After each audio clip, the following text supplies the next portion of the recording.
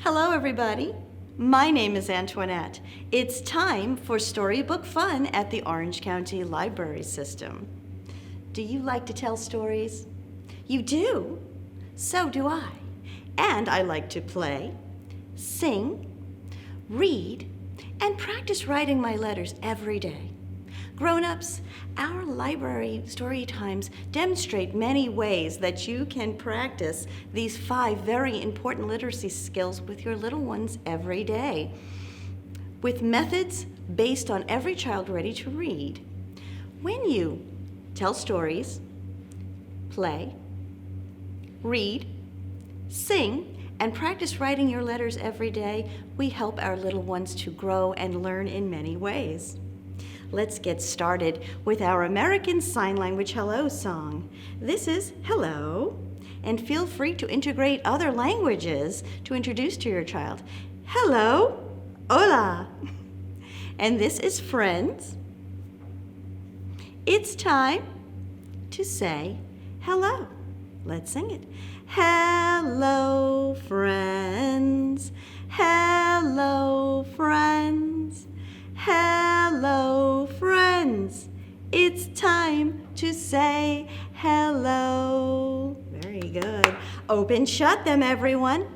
Open, shut them. Open, shut them. Give a little clap, clap, clap. Open, shut them. Open, shut them. Place them in your lap, lap, lap. Creep them, creep them, creep them, creep them, right up to your chinny chin chin. Open up your little mouth. How big and wide can you go? Ah! Do not let them in. That one is fun and funny. Let's practice some counting with 1, 2. Buckle my shoe. Let's get Mr. Pointer Finger up to get us started. Here we go. 1, 2, buckle my shoe. 3, 4, shut the door. 5, 6, pick up sticks. 7, 8, lay them straight.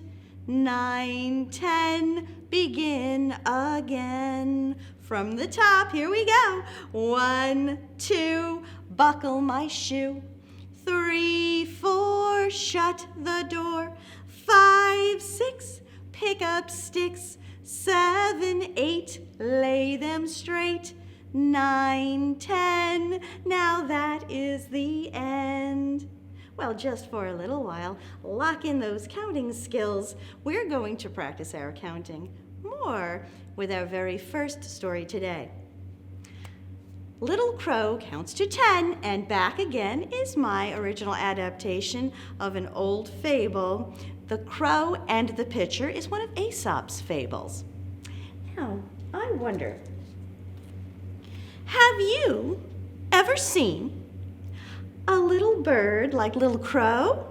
Little Crow has a yellow beak and some black feathers just like that. Little Crow is a very smart little bird. Oh, she just loved to learn new things every day. Every morning, she would get up and she would flap her wings. Now, telling stories is a lot more fun when you play along. Do you think you can pretend with me and get your arms flapping up and down as if you were Little Crow? Let's do it. Flap, flap, flap. Fly, whoosh! Little Crow soared up into the sky with Big Crow right behind her. Little Crow and Big Crow practiced flying together. Whoosh, whoosh, and counting too. Oh, look. There's a cloud in the sky. How many? Let's count to find out. There's 1, 2, 3, count with me. 4, I have more. 5, 6,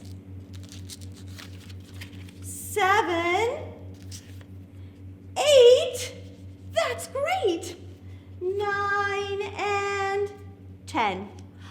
all of those clouds. Now, Big Crow and Little Crow had a counting song.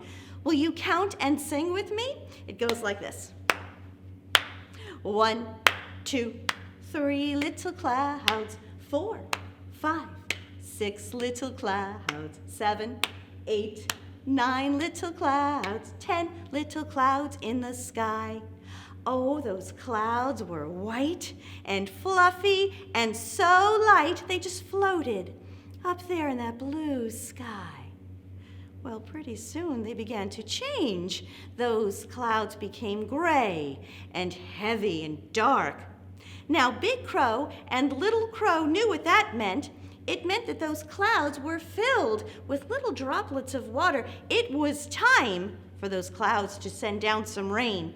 Let's make some clouds. Can you squeeze your fingers and your hands together just like that? And you have to put them up high over your head because that's where the clouds would be. Squeeze them tightly and then boom, boom, boom, pound them together.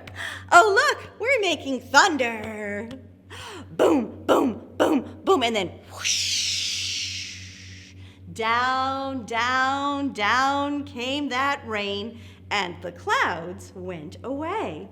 Let's count down from 10 to 0. 10, 9, 8, 7, 6, 5, 4, 3, 2, 1, 0. All the clouds were gone, and the sky was clear again. What happened to all that water? Where did the rain go? Do you think it went down into the ground? It did, but some of it fell into a pitcher that happened to be sitting on a table outside. It was so filled with water. Now, Little Crow and Big Crow were very thirsty from all that flying and counting. So one at a time, they flew down and landed on the very top of the pitcher, the rim where the water is poured out from. And they both took turns dipping their beaks into the water. Now here's where we can play with our American Sign Language.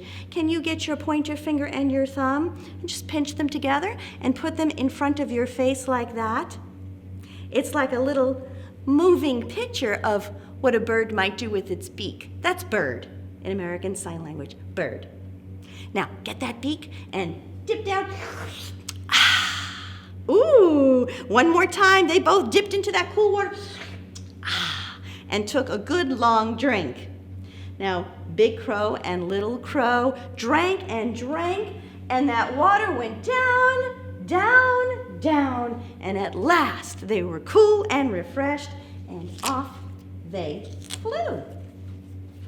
Now, the next morning, Little Crow was up and ready to flap, flap, flap, and fly into the sky again with Big Crow. Only this time, Big Crow was very, very busy. "What are you doing?" asked Little Crow. Now, Big Crow had big, important work to do, but he knew that answering Little Crow's questions was big, important work too. So he explained. He said, "Little Crow, look up. Do you see that tree over our heads? Do you see those branches?" "Yes, I do," said Little Crow. "Do you see those little acorns up in the tree?" "I do," said Little Crow. "Well," said Big Crow, "those acorns fell right into that pitcher that we like to drink from." How many acorns fell into the pitcher? Do you think it was more than one? Let's count and find out. We'll sing our counting song. 1, 2, 3 little acorns. 4, 5, 6 little acorns. 7, 8, 9 little acorns. 10 little acorns dropped inside. Now, when those acorns dropped into that pitcher, drop, drop, drop, plop, plop, plop, well, they were heavy. So that water that was way down there, way down low, from where Big Crow and Little Crow had taken those long drinks, well, that water was pushed up, up, up, just like that. And that pitcher looked like it was full. Now, Big Crow said, Little Crow, I must take those big acorns out of that pitcher to make room for water when it rains again. Now, you're going to have to fly all by yourself. I'm here, and I've got my eye on you if you need me, but you can do this. And so Little Crow was ready to go fly all by herself. In the meantime, Big Crow had to take all those acorns out. Remember? Let's count from 10 to 0. Here we go. 10, 9, 8, 7, 6, 5, 4, 3, 2, 1, 0. And sure enough, when those acorns were taken out, down, down, down went the water again, with plenty of room for new water. Now Little Crow flap, flap, flapped her wings and whoosh, flew away, ready to count and fly all by herself. She looked around, wanted to count some clouds, but there were no clouds in the sky that day. No, it was hot and it was dry. Now Little Crow was very hot and thirsty, so she flew back down and landed on that rim of that pitcher, ready to take a nice long drink of water. But when she dipped her beak down like that, she couldn't reach. Look how low that water was. Now, do you remember that Big Crow had taken out those acorns so that the water would go down to make room for new water? What do you think Little Crow can do to make that water go back up again? Do you think that if she puts those acorns back into the pitcher, that will bring that water back up? Well, in is the opposite of out. Up is the opposite of down. High is the opposite of low. Let's try it. Let's use our counting song one more time. You're getting very good at it. Let's sing it. Ready? 1, 2, 3 little acorns. 4, 5, 6 little acorns. 7, 8, 9 little acorns. 10 little acorns dropped inside. Drop, drop, drop, plop, plop, plop. Sure enough, when those acorns dropped into that pitcher, that water went up, up, up again, and Little Crow was able to dip her beak right into that water and get a good drink. Now, from that time on, Little Crow was ready to fly by herself, count by herself, and learn all kinds of new things every day, because Little Crow is a smart little bird, and so are you. Now, grown-ups, it's a lot of fun to tell stories using pictures and flannel boards that you can move around. I wonder, do you think that you could draw some pictures of some acorns and a pitcher of water and maybe even a bird? Sometimes I'll look for pictures and I'll just copy them and print them, and I can make some pieces like this. There's a lot of great ways that we can learn and use what we have at home to tell stories. Now, I wonder if you might like to experiment after this video and try some fun at home to see if it really works. I have here some water. And if you have a container at home and you have some water, I put some food coloring in here just so that we could see it a little bit better. And I have a small plate of toys. I've got these kind of fun little plastic bears, and I've got some marbles. Now, you might have acorns or nuts or grapes or something that might be a lot of fun to play with, and you can drop it into the water. I put a little piece of tape right there to show where our water level is. Now let's pretend that we are Little Crow.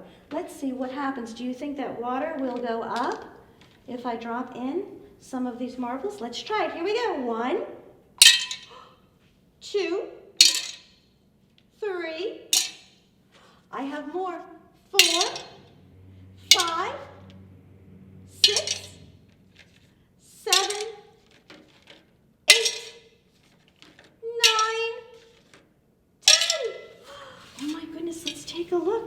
Did it work? Did it work? It did, didn't it? The water was there where my line was, and it went up just a little bit by dropping in those marbles. I wonder if this little red bear will make it go up even more. Oh, look at that. Plop, plop, drop, drop, drop. It did. It did. It works. It's a lot of fun to use stories as a foundation to begin other kinds of learning and to engage your little one's senses and to have some fun telling and retelling stories. And best of all, to find out how and why. Our next story is a story that talks about how and why.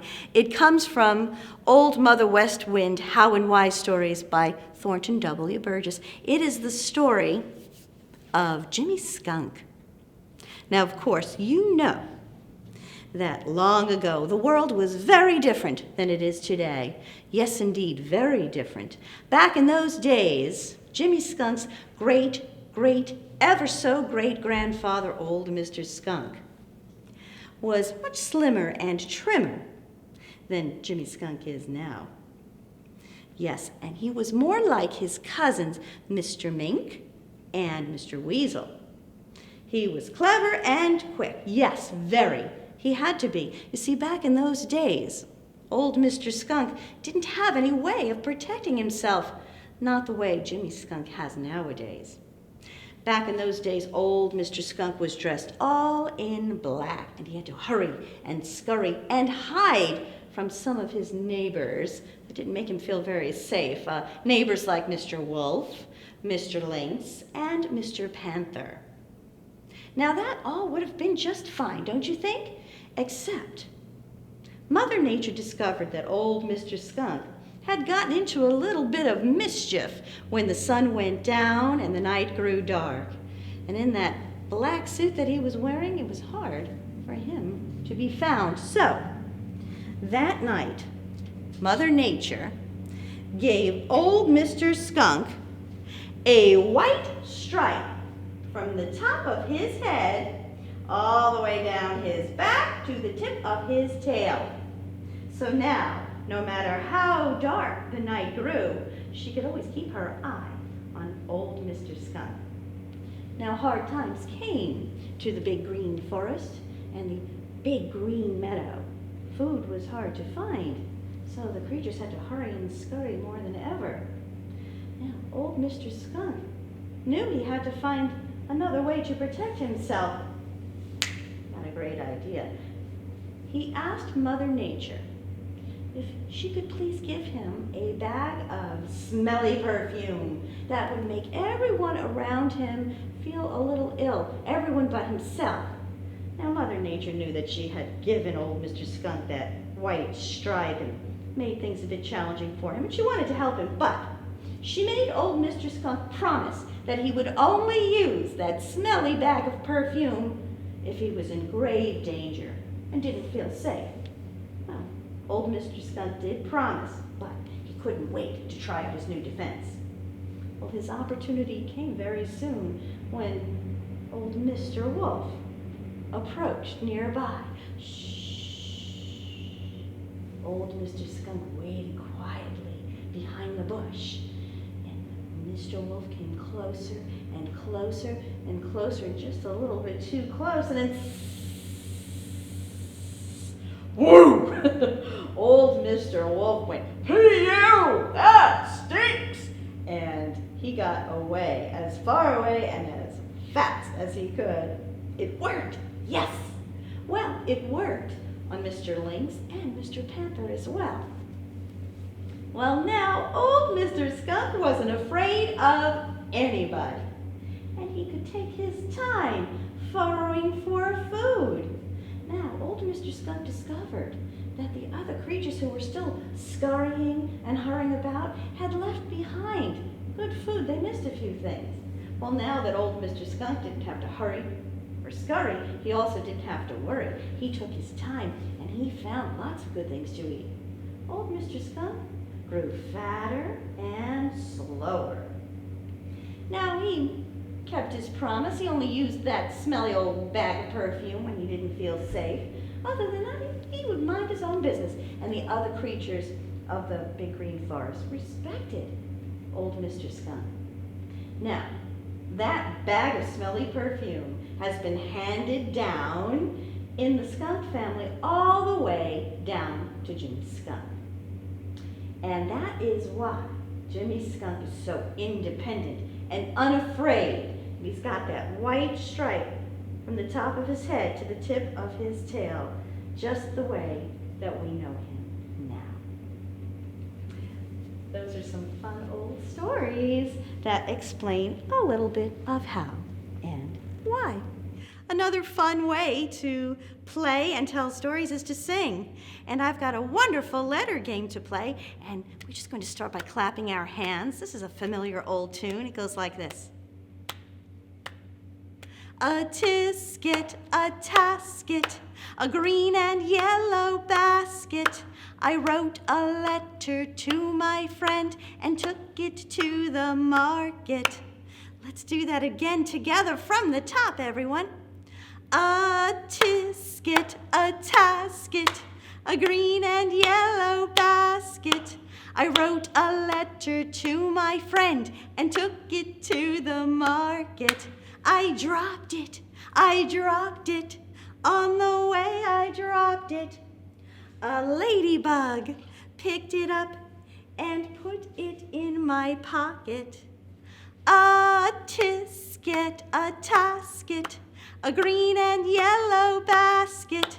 I wrote a letter to my friend and took it to the market. I dropped it, on the way I dropped it. An octopus picked it up and put it in my pocket. A tisket, a tasket, a green and yellow basket. I wrote a letter to my friend and took it to the market. I dropped it, on the way I dropped it. A vervet monkey picked it up and put it in my pocket. Let's sing. A tisket, a tasket, a green and yellow basket. I wrote a letter to my friend and took it to the market. I dropped it, on the way I dropped it. An elephant picked it up and put it in my pocket. A tisket, a tasket, a green and yellow basket. I wrote a letter to my friend and found them in my pocket. Let's see what letters we found. What letter do you think Ladybug brought me? Could it be an L? Ladybug. Ladybug brought me an L. Octopus. O for octopus. Do you remember my vervet monkey? Vervet monkey. There's a V. V for vervet monkey. And that great big elephant brought me an E. L-O-V-E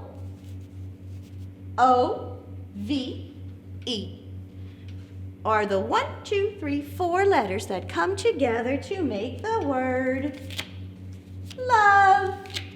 L-O-V-E. That's a nice way to sign a letter. Do you think that you could make a picture and then you could sign it L-O-V-E and then put your name under it? Love, Miss Antoinette, to you. Now, another way to look at letters is to notice their shape. I have some shapes today, and I wonder if we could match these shapes to letters that look like them.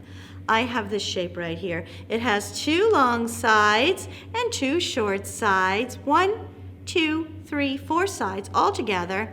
I have a rectangle, a yellow rectangle.